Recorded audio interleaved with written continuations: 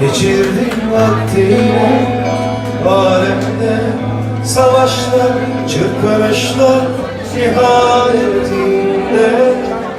Aşık olmak kısmetmiş ya, sana aşık olmak kısmetmiş ya.